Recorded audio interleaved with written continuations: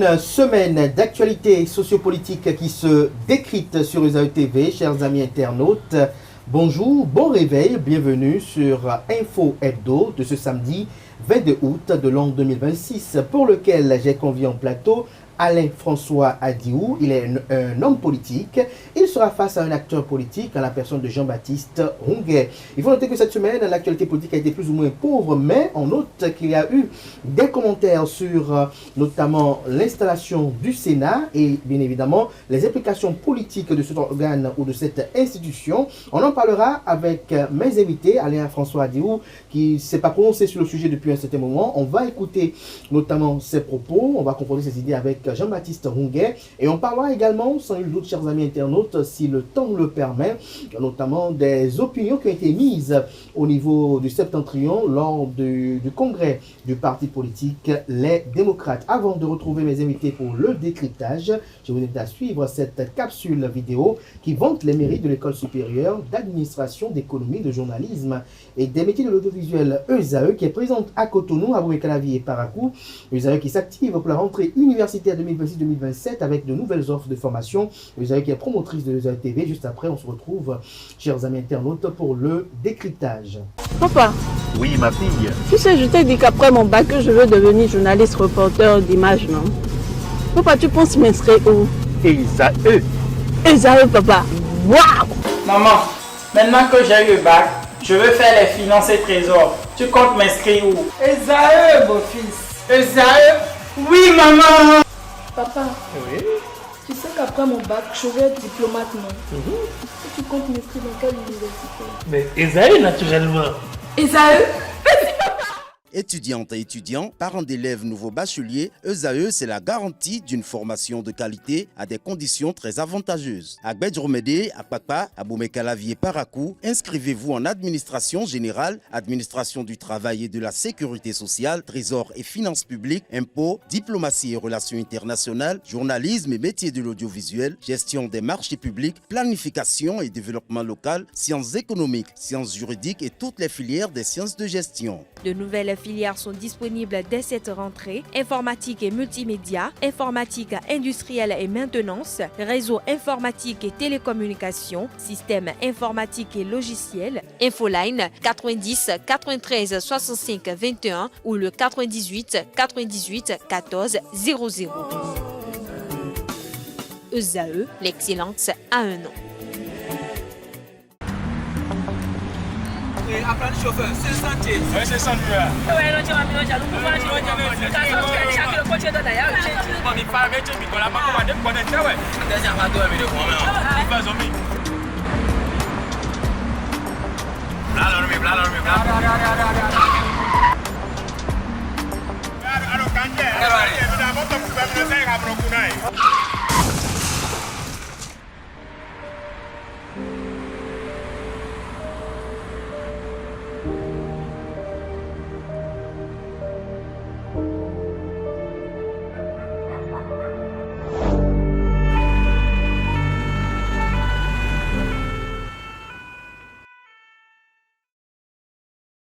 Ensemble, disons oui à la courtoisie au volant.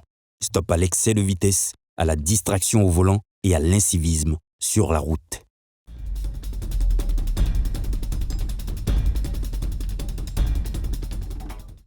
Le décryptage du jour, comme l'annonçait dans le sommaire de cette émission. Alain-François Adiou, bonjour. Bonjour, cher ami journaliste. Ça fait un sacré moment qu'on vous a vu parler Oui, ici. un petit moment. Un petit moment. Oui. Merci d'avoir accepté l'invitation. Merci d'être des nôtres ce matin sur Info Hebdo. Jean-Baptiste Ronguet, bonjour. Bonjour, Abdel. Vous aussi, ça fait très très longtemps qu'on Très, ne vous a vu très pas ici. longtemps, absolument. Merci d'être là ce matin pour parler politique. Vous êtes un acteur politique, vous êtes toujours acteur. Alors, Alain-François Adiou, le Sénat, il est installé. Vous, quelle est votre opinion déjà lorsque vous avez suivi un peu l'installation, vous avez suivi l'élection du bureau, vous avez suivi un peu les commentaires de part et d'autre. Vous, quelle est votre opinion sur cette institution au regard de votre parcours politique? Le tout premier mot que j'ai prononcé lorsque, le 6 août, je crois que c'est cette date-là, où les sénateurs ont élu leur bureau, le tout premier mot qui m'est venu à l'esprit, c'est dommage.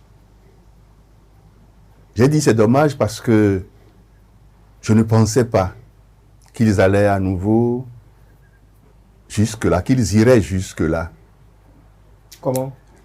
Vous savez, on peut dire que l'architecture institutionnelle de notre pays a besoin d'un nouvel espace. On peut le dire, on peut le démontrer. Je pense qu'on le fera sur ce plateau. Mais le faire tel que cela a été fait, dans la continuité de ce que nous avons connu, dont nous avons souffert depuis 2016, des dirigeants qui se comportent comme les seuls dans le pays. Alors qu'au lendemain de la conférence nationale, lorsque les décisions ont été prises, les changements importants qui ont été pris, qui ont été décidés à la conférence nationale par les participants, n'ont pas été imposés au peuple. Après, il a fallu consulter le peuple, demander au peuple s'il est d'accord. Parce que la démocratie, c'est cela. Le peuple béninois nous a donné, a constaté qu'il est très démocrate. Le respect des lois de la République. C'est un acquis démocratique important depuis plus de 30 ans. Mais pour que cela continue, il faut consulter le peuple. Nous avons vu, on en parlera probablement, des lois et des lois qui ont été prises, qui ont été votées, sans consultation aucune du peuple. Moi, j'avais pensé que sagesse pour sagesse, j'ai pensé que sagesse pour sagesse, même lorsque cela a été senti nécessaire, cet espace-là, cette institution-là, qu'il ferait l'effort de consulter le peuple pour dire « Voici ce que nous voulons faire. Quelle est votre opinion là-dessus » C'est pour ça que j'ai dit dommage. Et après, j'ai attendu comme tout le monde qu'il y ait le règlement intérieur que j'ai lu. 103 articles, puis j'ai noté ce que beaucoup ont déjà noté. Et cela a renforcé mon sentiment de tout premier dommage. Je pense que nous irons plus loin dans les analyses tout à l'heure. Merci à vous, Alain-François Adiou, pour cette première intervention. Je revenais tout à l'heure.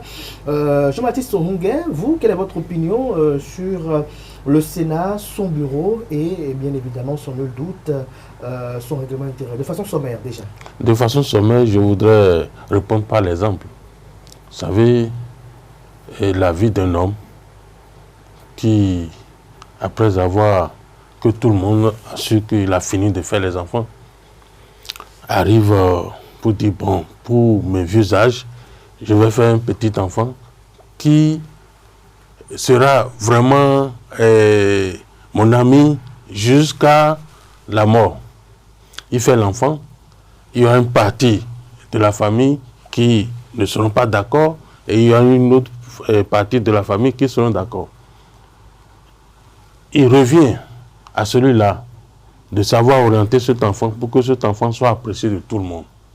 C'est comme ça que je vois l'arrivée du Sénat et son bureau. C'est un premier exemple. Malheureusement, ça s'impose à nous tous.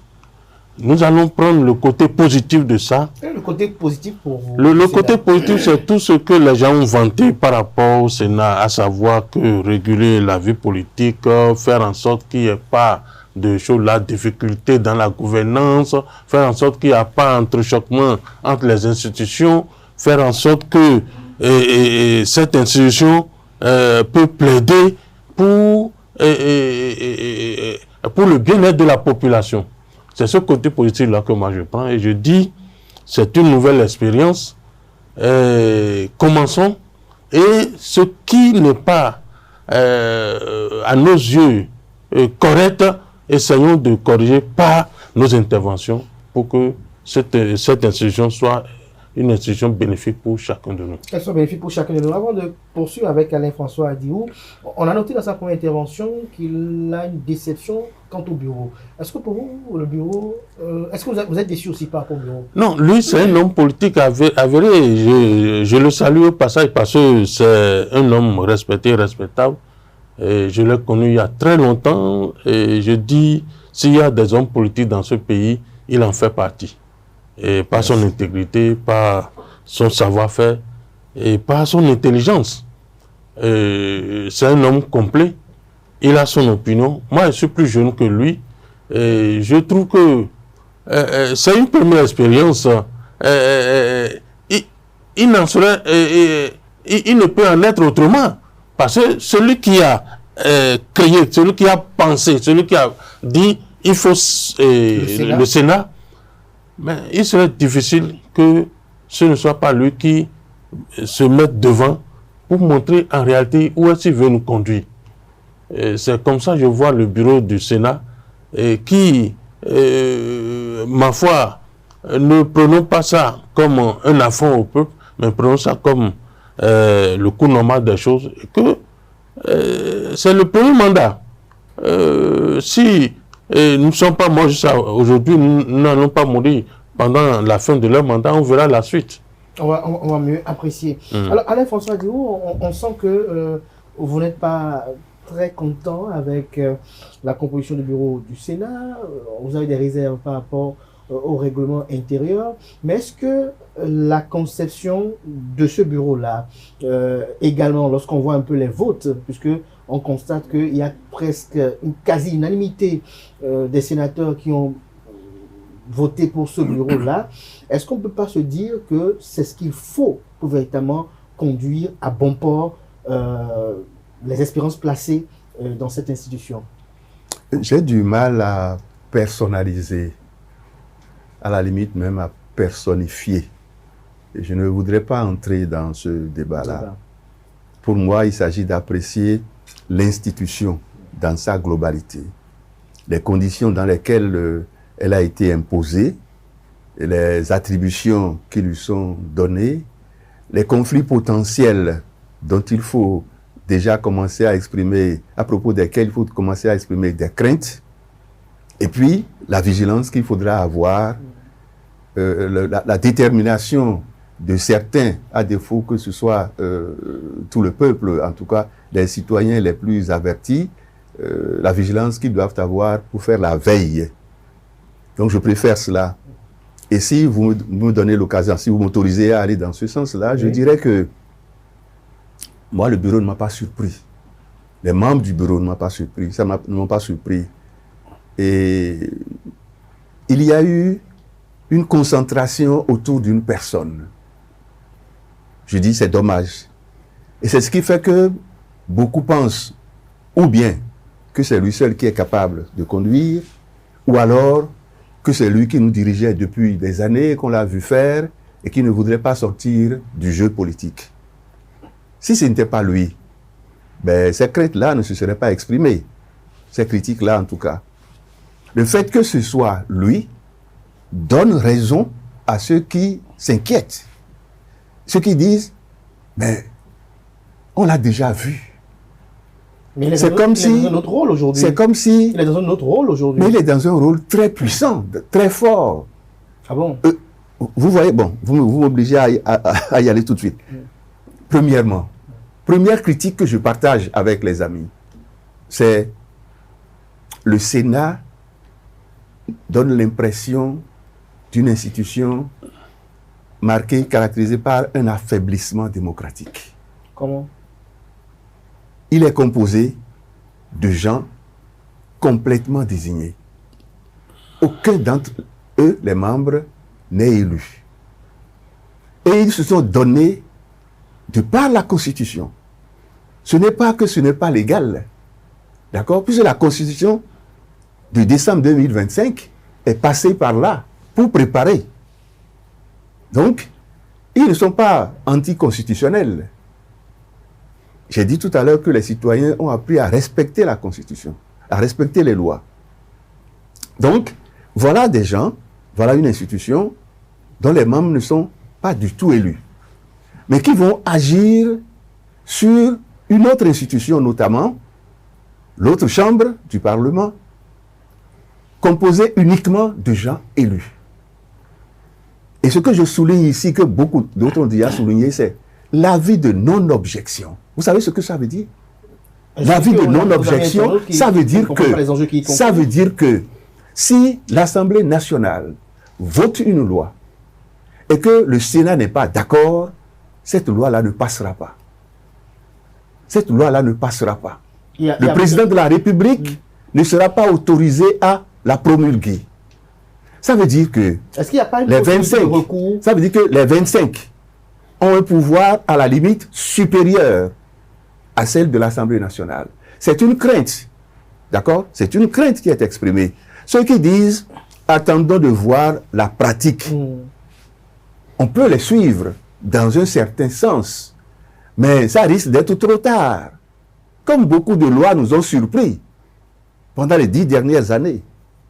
Donc, s'il y a conflit entre les deux chambres, qui va opiner? Qui va résoudre cette situation conflictuelle? Rien n'est précisé. Quand le Sénat va fauter, j'aime pas beaucoup ce mot-là, mais je l'utilise ce matin, qui va juger?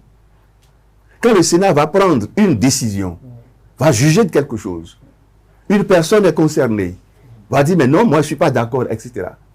À quelle autre institution se référer pour donner raison? Ce sont ces choses-là qu'il faut voir. On peut me dire, mais oui, mais la Cour constitutionnelle est composée de membres non élus. Oui, mais la Cour constitutionnelle a vocation, Qu'est-ce que j'allais vous poser comme question? a vocation à s'intéresser à la constitutionnalité des lois. Point.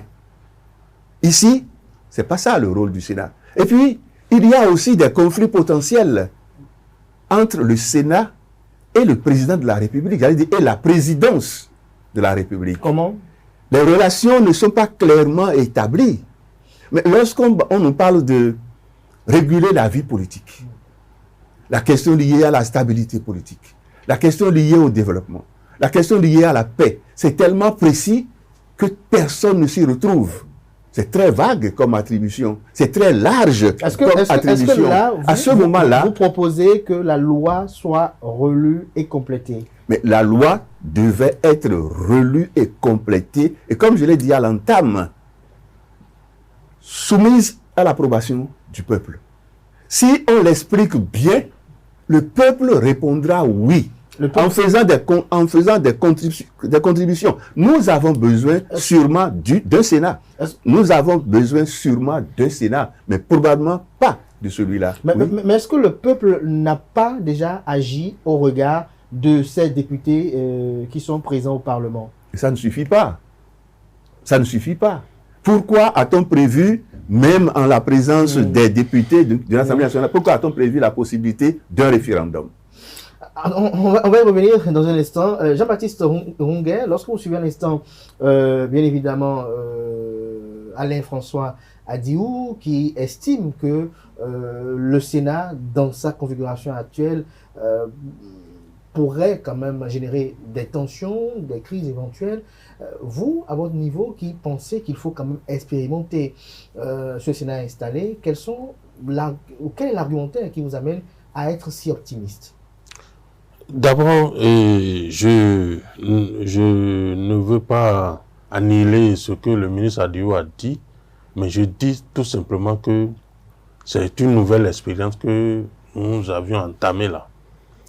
Et je me rappelle en 2016, quand le président Talon était arrivé au pouvoir, et dans son projet de société, il avait prévu modifier la Constitution pour que le mandat soit un seul mandat de 7 ans ou bien de 5 ans ou de 7 ans. L'ensemble des acteurs politiques a rejeté cela. Et conséquence, voilà ce que nous subissons. Maintenant, enfin, à la fin de son mandat, il a certainement réfléchi pour dire, bon, attention, la surpuissance de pouvoir qu'un président a, et que si on ne fait pas de réglage, une institution d'apport pour réguler, pour mettre en équilibre les choses, parce que c'est lui qui est là, c'est lui qui était là. D'autres personnes vont venir. On ne sait pas quelle serait la dangerosité de la gouvernance de ce dernier. Alors, si c'est dans ce mélo qu'il a réfléchi pour dire, attention, il faut un Sénat. Encore que, à l'issue de la conférence nationale, il avait été prévu un conseil des sages. Et quand vous voyez la composition du Sénat aujourd'hui, c'est composé en grande partie de sages, des gens qui ont géré ce pays. Et on ne peut pas dire que ces gens-là n'ont jamais été élus. Ils ont été élus. Et beaucoup, sinon beaucoup, sinon la quasi-totalité des membres du Sénat ont été des élus. C'est vrai que leur mandat actuel, il n'y a aucun élu dedans. Mais je dis, c'est une expérience qu'il faut vivre, analyser, faire des propositions pour que, à l'intérieur de ce Sénat-là, nous avons des têtes pensantes, nous avons des présidents d'anciens présidents de la République, laissons même les anciens présidents de la République. Nous avons des techniciens de la Constitution. Nous avons des présidents des cours suprêmes. Mais si, pendant leur mandat-là, ils ne fassent pas, ils ne demandent pas une relecture de leur attribution, bon, écoutez, nous ne sommes rien, à nous aller. Ouais, donc ça veut dire que vous aussi, vous estimez que il y a des choses qui pourraient être revues en cours de mandat. Parce qu'aujourd'hui, c'est eux qui sont là. On ne fait pas une loi pour soi, mais on fait une loi pour la postérité. Si, par exemple, ce Sénat-là fait son mandat et disparaît, ceux qui vont venir, ils peuvent supplanter le président de la République. Ils peuvent destituer le président et demander la dissolution de l'Assemblée nationale. Pour toutes ces choses-là, pour toutes ces raisons. Même si ce n'est pas prévu dans les textes. Même si ce n'est pas prévu, parce qu'ils ont la surpuissance. Pour toutes ces raisons, il va falloir, parce que vous avez vu les conditions dans lesquelles la Constitution de décembre 2025 a été adoptée. On peut aller à une relecture pour voir en cas de conflit. Parce que c'est eux qui sont là aujourd'hui.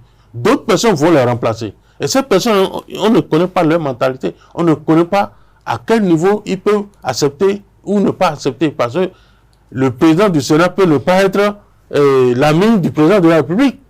Et les conflits vont naître. Et quand les conflits vont naître... Est-ce à dire que vous êtes, bien évidemment, bien en soutenant le Sénat, que vous êtes de ceux qui pensent qu'il peut y avoir un président du Sénat à l'avenir qui, bien qu'étant dans une fonction non partisane, être un acteur qui soit en conflit avec le président de la République? Absolument, ça va arriver. Ça va arriver.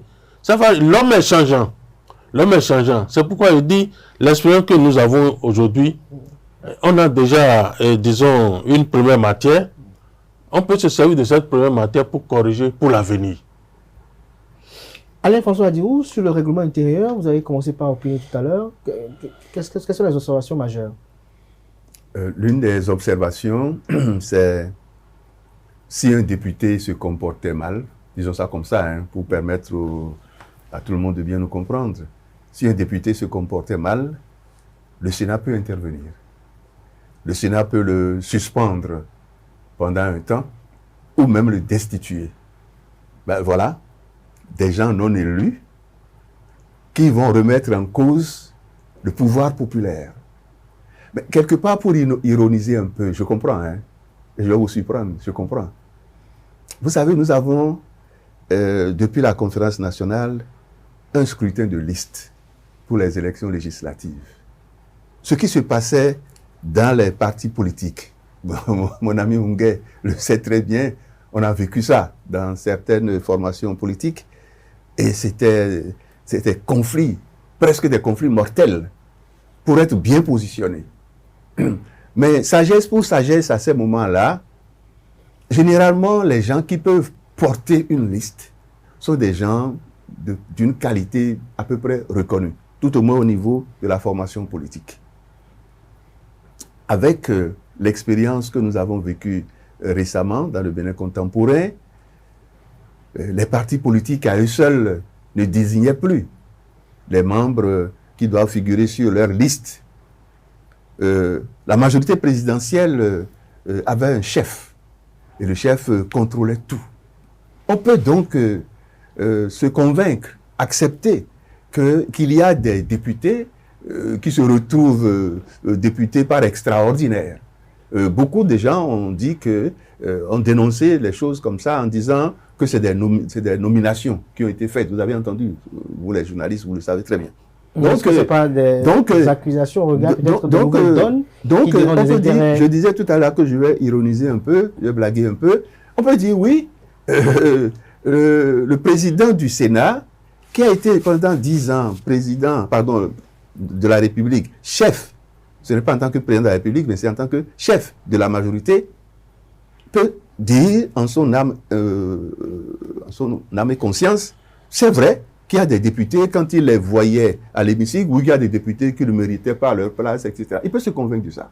Il se dit, mais il faut régler tout ça. Il faut mettre de l'ordre dans tout ça. Donc, s'il y a des députés qui manquent à ceci, à cela, oui, le Sénat peut décider de sanctionner et même de renvoyer. Je comprends. Mais ce n'est pas au Sénat de jouer ce rôle-là. C'est à qui? Mais écoutez, ça a déjà existé dans notre pays. Les élections législatives ont eu lieu. N'oubliez pas que l'instance qui gouverne les élections législatives dans notre pays, c'est la Cour constitutionnelle. Moi, je me souviens très bien qu'il y a eu un élu député dont on a invalidé l'élection pour telle ou telle raison. La Cour constitutionnelle est chargée de veiller à la constitutionnalité des lois. Donc, oui, mais il y a aussi, tout à l'heure j'en ai parlé, la stabilité politique. Qui décrète la stabilité politique ou l'instabilité politique? Qui décrète les questions liées à la paix? Qui décrète les questions liées au développement? C'est comme si ce qui a été vécu doit être continué. Mais je comprends. On dit ordinairement que nous sommes dans la continuité. Alors, le Sénat est là pour veiller à ce que ce qui a été fait pendant 10 ans continue. Mais j'ai entendu quelqu'un dire assez récemment, parlant de développementalisme. Oui, c'est un choix, c'est une lecture, c'est un choix qui a été fait, mais qui ne peut pas être imposé durablement à tout un pays.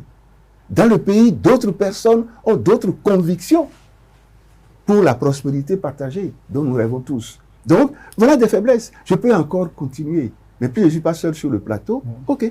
Merci à vous. Je voudrais revenir un peu sur l'exemple que le ministre Aliou a donné par rapport aux députés.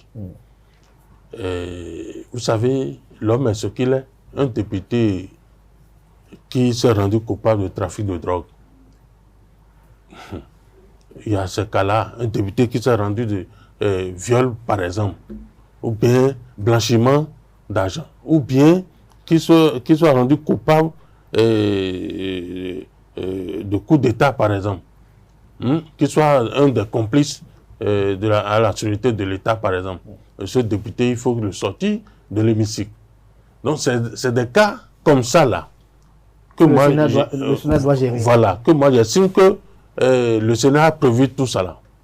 Bon, maintenant, par rapport au bon fonctionnement du Sénat, par rapport aux relations entre le Sénat et l'Assemblée nationale, entre le Sénat et le gouvernement, moi je suggère, comme c'est une première expérience, il y aura des erreurs, il y aura des ébriétés, il y aura des flottements. Qu'au regard de l'expérimentation, en plus voilà, oui, on va l'ajuster. Parce que quand on a fait la conférence nationale, il y a eu beaucoup de choses, mais à force d'expérimenter, on est parvenu à la stabilisation totale de notre pays, jusqu'à ce qu'aujourd'hui, les autorités ont estimé qu'il faut un Sénat. Ceux qui sont au niveau du Sénat, là, ce ne sont pas des enfants. C'est des hauts cadres, c'est des hauts dignitaires de ce pays. S'ils ont accepté, donnez-leur un blanc-seing et apprécions au fil du temps la pratique qui s'y déroule. Je ne suis pas négatif, je suis optimiste et je crois que la nouvelle expérience là va apporter un plus. Et je prie pour que ça apporte ce plus là et non nous faire reculer en arrière. Moi, je voudrais rassurer les uns et les autres pour dire que même si on a écrit que le Sénat peut destituer ici ou grec à l'Assemblée nationale, ce n'est pas du coup. Il faut que celui qui va être destitué là, il faut que cela soit justifié pour sa destitution. Si ce n'est pas justifié, le Sénat ne peut pas le destituer.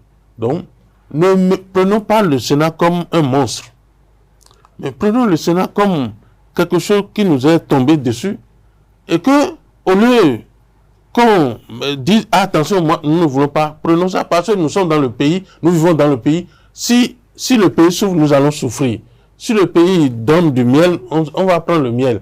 Donc moi, je demande aux uns aux autres qu'on s'accapare et que là où il faut corrigeons pas nos interventions. Les gens ne sont pas sourds.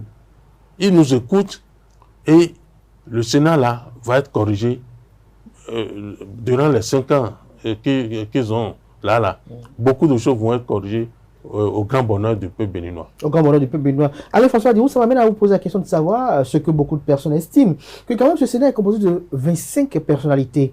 Et parmi ces personnalités, il y a quand même des noms qui ont eu à rythmer la vie politique béninoise, des noms que vous avez connus, avec qui vous avez quand même familiarisé durant votre parcours politique. Je veux tout de suite nommer par exemple Robert Dossou, Théodore Olo, Ousmane Batoko, Adrien Ngwedji, Amoussou Bruno, et je m'en arrête juste là. Est-ce que vous pensez que tous ces acteurs qui ont eu à participer à la vie politique béninoise, qui sont comptables du bilan politique du Bénin, est-ce que vous pensez que ces acteurs peuvent être dans des compromissions contre le peuple béninois? Avant de répondre à la question avec précision, je voudrais compléter un peu ou m'attarder un peu sur ce que mon vis-à-vis vient de dire. Il m'a donné raison lorsqu'il a essayé de clarifier un peu la situation en disant un député qui fait ceci, qui fait ceci, qui fait ceci, c'est des délits ou des crimes de droit commun, n'est-ce pas? Et les institutions en charge de la justice ne faisaient-elles pas ce travail-là? Les juges dans notre pays ne faisaient-ils pas ce travail-là? N'avons-nous pas connu des députés qui ont fait ceci de mauvais, etc., à qui on a retiré l'immunité parlementaire et qui sont passés... Les tribunaux ordinaires connaissaient par exemple les crimes économiques avant qu'on avait la criette, par exemple. Oui, d'accord. C'est pour dire que, est-ce qu'on a besoin du Sénat, est-ce qu'on a besoin du Sénat tel que c'est là pour juger de ces cas-là? C'est juste est-ce que ces députés-là ont été destitués en cours de leur mandat? C'est juste pour rebondir là-dessus, pour dire que les pouvoirs du Sénat traversent, j'allais dire, sont en conflit en perspective avec d'autres pouvoirs. Comme vous parlez de réguler, ils vont s'arranger entre eux. Ce qui est sûr, ils vont s'arranger entre eux. Ce que nous disons aujourd'hui, là, c'est... N'oubliez pas ma question. Parce que lorsqu'on dit qu'ils vont s'arranger entre eux, on a l'impression que vous estimez que ces acteurs ou nos sénateurs sont entre eux juste pour exécuter peut-être... J'en viens. Donc j'étais en train de dire que il y aura une nouvelle institution s'installe, deuxième chambre du Parlement, il y a des réglages à faire entre les deux chambres, il y aura des réglages entre cette chambre-là et d'autres institutions, la présidente de la République par exemple, la Cour constitutionnelle, tous ceux qui s'occupent de la justice, donc le milieu judiciaire, tout ça, il y aura des réglages à faire. Dans ma position, ceux qui partagent mon opinion, nous sommes en train d'avertir, de crier, de faire la veille, pour que ce que nous avons vu, ce que nous avons vécu ne se reproduise plus. Maintenant, je reviens à votre question. D'abord, ils sont interdits de parler. La trêve politique les concerne eux en premier. Ils sont interdits de parler. Si vous rentrez dans le Sénat, vous ne pouvez plus dehors parler. J'estimais beaucoup les personnes dont vous avez cité les noms. Mais dehors, ils étaient en capacité de dire, de critiquer, d'être référence et d'être écoutés. À l'intérieur, ce que vous avez cité là, ils sont pas maximum une dizaine. Je dis bien maximum. En tirant, j'ai regardé, maxi, une dizaine. Vous avez lu le règlement intérieur, comment les votes se font. Donc ce n'est pas évident du tout. C'est vrai, on a parlé de consensus. Ils vont essayer de parler, de dire, de ramener à la raison, d'attirer l'attention sur ceci, sur cela. Mais ils ne sont pas tous des membres de droit. Ils n'ont pas été tous appelés sur la base de leur pratique, de leur connaissance. Il y en a. L'ensemble donne l'impression d'être politiquement dépendant. C'est de ça qu'il s'agit. C'est cette crainte-là que nous exprimons, nous autres, pour dire, oui, ils sont capables, pris intrinsèquement, ils sont capables. Ils nous en ont fait la preuve Mais ils sont dedans aujourd'hui. N'oubliez pas que la position dans laquelle on est, la fonction qu'on occupe, détermine l'action, détermine le comportement. Alors celui que j'ai vu hier, qui était bon, qui était, etc., mais pris dans un certain cadre, peuvent me surprendre.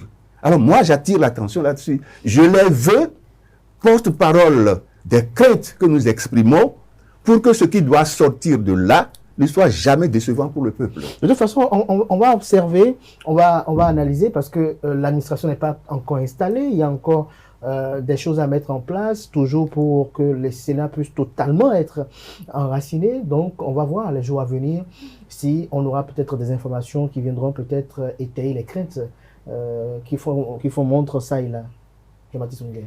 Oui, absolument. On attend l'installation de l'administration du Sénat, les voies faites pour faire les jugements. Pour le moment, nous sommes en train de spéculer sur l'installation du Sénat, sur son bureau, sur le règlement intérieur pour voir dans l'avenir. Mais je dis une chose, et là je suis d'accord avec le ministre Adiou, on ne fait pas une loi pour soi, mais on fait une loi pour l'avenir. Et pour cet avenir-là, il faut véritablement des compétences en la matière pour réfléchir, pour voir ce qui est contenu dans la création du Sénat là.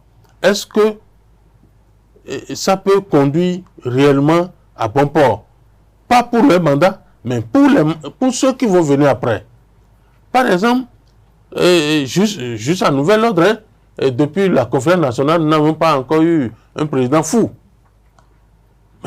Il peut y arriver qu'on ait un président fou. Non. Et s'il est fou, il ne va pas venir. Non. Il ne va pas vous montrer qu'il est fou avant d'arriver. Quand on parle d'itinéraire, par exemple. Quand on parle d'itinéraire, par exemple. Qui sont effectués, on parle. Non, je ne dis pas ceux qui sont là. Je dis juste à nouvel ordre. Nous n'avions pas encore eu un président fou. Donc, il faut prévoir toutes ces choses-là pour que. Attention. Donc vous estimez que le règlement intérieur du Sénat, les lois actuelles sont prévoyantes? Oui, elles sont prévoyantes et à la limite, on peut encore améliorer les choses. Ils vont procéder à l'amélioration parce que c'est une institution qui est vraiment arrivée à point, mais peut-être que la rapidité de son installation peut faire en sorte que les gens n'ont pas encore étudié tous les points. Parce que les gens ont quand même appelé à l'installation pendant un moment. De toute façon, les acteurs à l'intérieur, je parle des compétents qui sont à l'intérieur. Ils peuvent voir, attention, et ça là, on peut relier. On peut relier. Merci à vous, Jean-Baptiste Ongué. Merci à vous, Alain-François Adiou. Alain-François Adiou, j'aimerais bien que vous preniez rendez-vous avec nos amis internautes, peut-être revenir, peut-être samedi prochain, peut-être avec d'autres acteurs pour poursuivre les échanges par rapport à ces aspects que vous avez eu quand même à évoquer. J'ai bien envie d'aborder ce pan-là, de celui dont vous avez cité, qui parlait de développementalisme, où on s'interroge de savoir est-ce qu'il y aura possibilité d'applicabilité de certaines dispositions. On va quand même y revenir probablement dans les jours à venir. Mais on doit parler également des démocrates. Le parti politique des démocrates sans Boni Yahi. Pour vous, cela augure de quoi pour l'avenir politique de ce parti politique? Si vous me permettez un tout petit retour en arrière, vous savez, parce que le président Talon, il a annoncé tout ce qu'il allait faire. Il a annoncé. Et nous sommes restés là à boire. Je m'excuse. Nous sommes restés là à nous taire. Et au fur et à mesure qu'il réalisait, on a commencé à crier. C'est de ça qu'il s'agit. Il est en train de nous dire là que lui, il occupe l'espace pendant 17 ans encore. 17 ans. Du tout pas. Il a 68 ans. La loi l'autorise à rester au Sénat jusqu'à l'âge de 85 ans. Et en tant que premier président du Sénat, c'est pas après que ses amis vont le destituer. Donc, il faut que nous attirions l'attention de nous tous sur le risque. Il faut que le président Talon saisisse cette occasion-là pour rendre le meilleur de lui-même que ce qu'il a rendu pendant les 10 années là. Sinon, le peuple va lui dire, mais on vous a vu, et jusque-là, vous ne nous avez pas donné satisfaction. C'est de ça qu'il s'agit. Merci à vous, Alain-François Adiou. Oui. Les démocrates. Oui. Vous avez posé la question, les démocrates sans Yahi Boni. je ne suis pas de ce parti-là. Mais pour l'homme politique que vous êtes, au regard de votre il parcours... s'est toujours réclamé de l'opposition. Il a posé des actes qui montrent que oui, il se défend dans l'opposition. Je pense que ces amis-là, politiques de ce parti, les démocrates, rendraient le meilleur d'eux-mêmes une fois que le président Yahi les a quittés. Parce que le président Yahi a été de beaucoup, il a été, selon moi, une pesanteur dans le fonctionnement de ce parti. Les crises internes ne m'intéressent pas beaucoup. Qui est le président, qui n'est pas le président, ça ne m'intéresse pas. Mais si ce parti se restructure, si les membres composant le parti savent d'où ils venaient, qu'est-ce qui a fait qu'ils ont perdu bon nombre de choses? Ce n'est pas perdre des élections qui est un problème là, c'est perdre le sentiment positif que nourrissaient les citoyens envers eux. Si ce parti-là, avec les responsables qui vont se mettre en place, ou qui sont déjà remis en place, arrivait à travailler pour redorer son blason dans l'échiquier politique ou sur l'échiquier politique national, alors il a probablement de l'avenir. Mais il faut renaître. Il faut renaître complètement. Le parti a été géré comme une épicerie. Il faut, je m'excuse de le dire, pour les amis qui m'entendent de dire ça, a été géré comme une épicerie. Il faut qu'ils travaillent à gérer le parti comme cela se doit. Donc, oui, un congrès, pourquoi pas? Un congrès, pourquoi pas? Je crois que le 16 août dernier, ils ont fait un congrès. Pour vous, Jean-Baptiste Elias, LD... Non, ce n'est pas Elias. Jean-Baptiste Honguet, autant pour moi. Jean-Baptiste Honguet, autant pour moi. Pour vous, LD sans Boni Yahi, quel avenir? Vraiment, moi, je suis désolé et je vais être direct. Je ne vais pas me cacher pour parler de LD. LD a été un gâchis pour la jeunesse béninoise, un gâchis pour le peuple béninois. Et la présence de l'ancien président Boni Yahi à la tête de ce parti-là a été la catastrophe. Il faut le reconnaître. Parce que lorsque vous voulez créer un parti et que vous mettez devant un ancien président ou bien un président en exercice, lorsque le président n'est pas là, tout s'écroule. Aujourd'hui, maintenant, ces responsables sont en train d'aller à la recherche de leur personnalité politique. Et c'est trop tard. Comme l'a dit le ministre Adiou, il faut une renaissance. Comme l'a dit Jésus à Nicodème, il faut renaître de nouveau. Et la renaissance de nouveau, là, il faut corriger la mentalité. Les gens ne sont pas politiques. Les gens sont des profiteurs, des hypocrites politiques. Les gens n'ont aucune conviction pour diriger ce pays-là. Et c'est dommage. C'est dommage. Sinon, le spectacle qu'ils nous ont offert là, c'est un spectacle désolant. C'est un spectacle à la limite insultant pour la jeunesse, insultant pour le peuple béninois. Alors, vous avez cru par le passé en LD? Je n'ai pas cru par le passé, parce que dans une démocratie, il faut l'opposition et la mouvance. Et le peuple béninois leur avait fait confiance pour un équilibre. Aujourd'hui, maintenant, qu'est-ce qui justifie leur absence à l'Assemblée nationale? Des guéguerres à l'intérieur. Vous êtes dans un même parti, c'est des guéguerres à l'intérieur, à un point fini. C'est des coups bas, des choses comme ça. C'est ahurissant, c'est dommage. Je leur souhaite. On a constaté qu'au congrès du 16 août dernier, on n'a pas vu les. Est-ce que c'est un congrès ou bien. Le 16 août dernier, est-ce que c'est un congrès?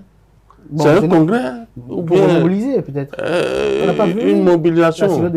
Mais c'est de ça que je parle. C'est de ça que je parle. C'est une honte. C'est une honte. Et ça là n'épargne pas aussi les autres partis.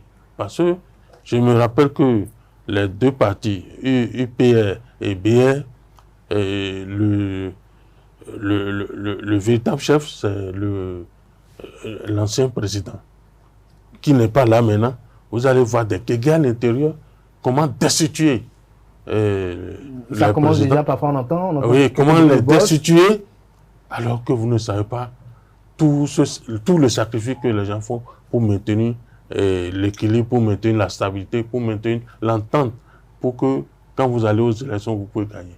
Ce qui est sûr, si le président Talon laisse les deux partis pour les prochaines élections... Talon il n'est plus partisan, donc il n'est plus... Pour les prochaines élections, ça va faire une catastrophe, comme ce qui se passe à LD.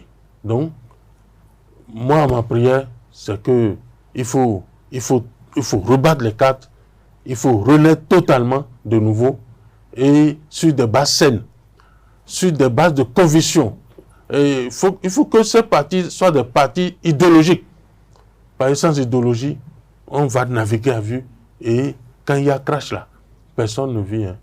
On vous sait quand même acteur politique, on sait que vous avez été quand même éprouvé par les enjeux du système partisan. Vous étiez même le premier à créer par exemple, un parti politique national avec Béné en route. Aujourd'hui, vous êtes où, Jean-Baptiste Ungué? Aujourd'hui, je suis dans le peuple. Je suis dans le peuple. Je soutiens le régime qui est là.